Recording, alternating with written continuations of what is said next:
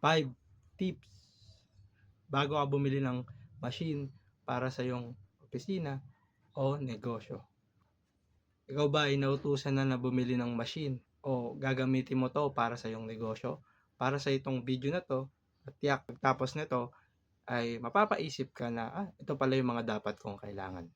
Bago yun, ako nga pala si Chris, 6 na taon na sa sales sa industriya ng ID printer. Ito muna ang kwento.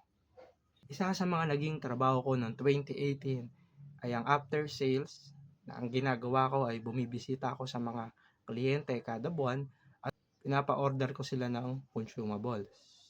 Nagkaroon ng problema nung bago mag-pandemic at nagsara ang kumpanya, kaya naman ako ang kinokontak paano ko masusolusyonan yung after sales at saan sila o-order ng consumable. Solusyon ko ay hinanapan ko sila sa mga kakilala ko at ako na rin muna ang pumupunta para i-check, at kung kaya ko naman ay ako na ang nag-service.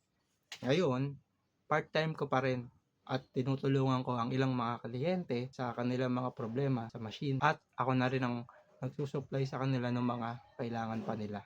At base sa aking experience, ito ang dapat mong ikonsidera bago ka bumili ng makina. Number 1, after sales. Kadalasan sa ibang mga ahente, pag nakakausap kayo, ay basta mabentahan lang kayo. Kaya hanggat maaari, i-background check mo yung kumpanya, kamusta ba yung nagiging serbisyo nila after mong mabili yung makina. Pangalawa, support.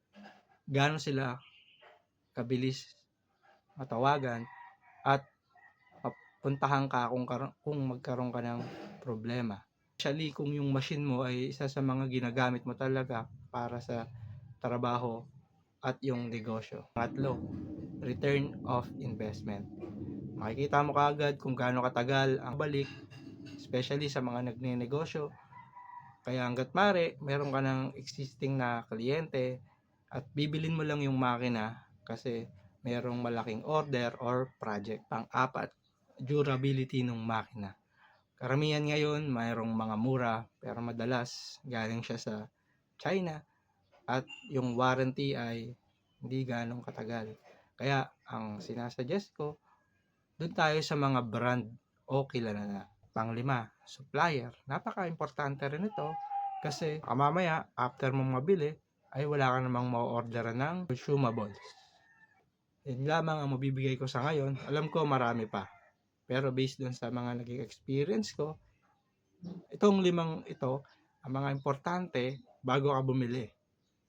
Alam ko, gustong-gusto mo lang bumili pero di madali ang pagbili, lalo kung ang halaga niya ay daang libo na. Kaya gusto natin bilang may-ari o sa purchasing ka ba, na masulit yung pagiging pagbili natin.